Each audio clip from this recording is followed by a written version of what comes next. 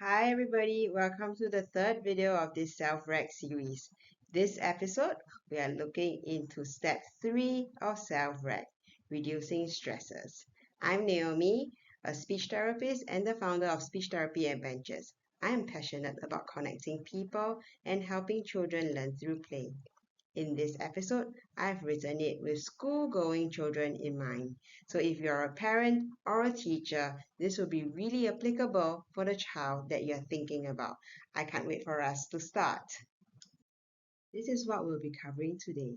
Firstly, we are going to revisit the overview of the 5 steps of self-reg, remembering where we currently are in this series and how this is part of a bigger whole. We are also diving into brain science to look at why reducing stress is such an important step and what are the different ways that we can actually reduce stresses for the kiddos that we see. Lastly, I really want to make this applicable for all you teachers and parents out there. We'll be diving into how we can practice reducing stresses in everyday school settings. These are the 5 steps of self-reg. The first step is reframing the behavior. The second step involving recognizing the stressors. The third step, which is the highlight of this episode, involves reducing the stresses. The fourth step and the fifth steps are reflecting and responding, which we will cover in upcoming episodes. It is important to note that the 5 steps of self-reg are not linear, so you can be jumping in at any point in time, but it is important that we have to complete the entire circle doing all 5 steps. This is so that we develop a personal strategy and we are able to handle that incoming stress the next time round we see it. Why is reducing stress important? We all know that reducing stress is important for our mental health. No one would argue with you on that fact. But really, do you know how? I think you'll be so much more effective at reducing stress if you know how our brain works. Our brain is well designed to help us coexist with many other animals that we share the land with. Our newborn comes complete with a fully functioning limbic brain that is online the moment they arrive. The limbic brain is this little red brain that you see in the middle of the brain. This limbic brain is really great at telling the children when to fight, flight, or freeze, leaving the thinking part of the brain, which is this blue portion of the outer cortex, little capacity to reason and to choose other actions.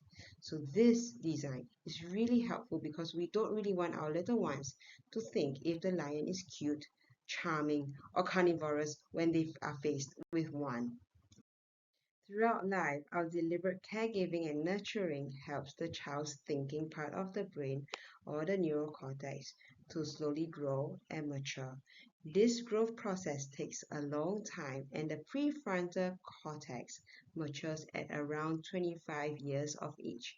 So knowing that the various part of the brain matures at different rate is powerful knowledge because when we see a behavior, we can then immediately identify that which part of the brain is really talking, and then we can provide the appropriate support to help the child be functioning again. So thinking about the automatic labels that some children might have been receiving based on their behavior. So some of these labels could have been task avoidant, aggressive behavior, challenging behavior, defiant behavior. So if we are really thinking about this new brain science and applying this knowledge, we would know that when children sense that they are not safe, which by the way is defined by their own terms, their limbic brain will sound and their thinking part of the brain would be suppressed and not able to process. So this leaves the children with little capacity to choose their own action. So when their limbic brain is on high alert and the blue brain is subdued, neurologically speaking, this is a cocktail for fight, flight, and freeze. So these children are primed to attack or to lash out as if they are facing a lion. So along the same lines, if we want to help the children calm, we know from experience that if we were to ask the children to control themselves, manage the behavior through star charts, it may be really difficult because the children have little ability to suppress their impulses and have full range of control of their behavior at that point in time because they have limited access to this thinking part of the blue brain. The real key in helping these children calm is through co-regulation, and we really want to calm that red brain down so that they are able to access all parts of their brain, including the thinking blue brain. This is why self-regulation comes first, then self-control. This quote crystallizes how and why we help our children. We turn off the stress alarm and reduce the limbic arousal through co-regulation. We help them return to calm before we teach or reason with them. Because of this, self-reg method is sometimes misunderstood as going too soft on the children when the adults attune and help the children through their emotional outbursts. If we truly understand how brain science works, we adults know that the children can only make logical connections when their limbic system is reduced through co-regulation and when their logical thinking blue brain goes back online. Only then can they be held accountable for their actions and make necessary amends. Now that you understand why reducing stress is so important, you may be wondering how you can reduce stress and what do some of these activities look like. So here are some examples of activities that reduces stress. One thing to note is that we are all different. So what reduces stress for one person may not work for the other, and we definitely need to find the right fit. So how do we know what will work for the children that we are working with? So depending on the child's individual differences or individual preference, they will gravitate towards one activity or the other. So the children will let us know through their actions, through their choices. We are thinking about the 5 different domains within self-reg that we have covered before and wonder what is in that activity that is such a stress relief for that child. And with that, we can then have a better understanding of their individual differences. Let us practice reducing some stresses. Remember, these perceived threats are just as real threats and has turned their limbic alarm on. They are ready for fight and flight and may not be able to reason fully. These stimuli, even though may be considered a good kind of stress, uses up the child's energy. As such, these little kiddos are left with little energy for actual learning. This is why we have to help consider all possible stress across 5 domains to help them conserve energy.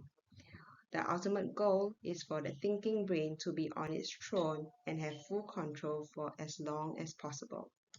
School is a place where there are lots going on. This busy place can potentially be laced with stressors for some kids. Let's look at the stressors across 5 domains and think about how we can reduce them. It may not be always feasible to entirely eliminate these stressors, but it is possible to reduce them so that the child is able to function in the environment and follow through with the activity. The ultimate goal is for that blue thinking brain to be in full control and take as much learning as they can.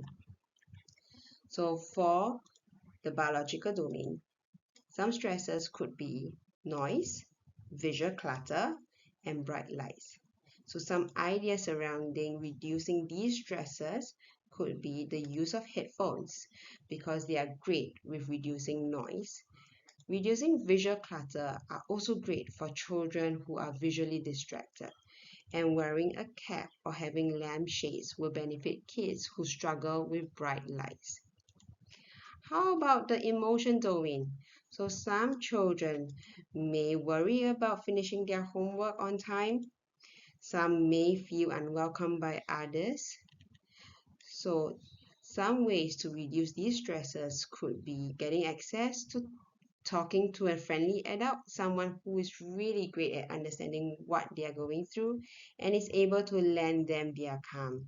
Remember, calm begets calm. So I'll encourage all of you to be that regulating adult, to co-regulate that child. You might wonder what co-regulation looks like or feels like. So this graphic summarizes it perfectly. So this is when their storm meets our calm and that we are able to travel together in sync. This is when co-regulation occurs. For the cognitive domain, stresses may include preparing for a test or writing a narrative. So what can help reduce these stresses? Getting organized and planning ahead will definitely help. Breaking down the task into smaller bite-sized steps may also make a huge difference. Socially, some children may feel awkward with making new friends. They may be shy or do not have the words to say when they're making somebody new for the first time. So in this case, perhaps role playing in a play-based situation may be helpful to help generalize that idea into a real life situation. For some other children, the constant need to listen and talk may not be easy for somebody who is trying to avoid loud settings. If that is your kid, perhaps writing letters or notes, text messaging, or even moving the conversation into a quieter corner with a smaller group setting may bring more joy to that individual. Pro-socially, the stresses may be surrounding sharing.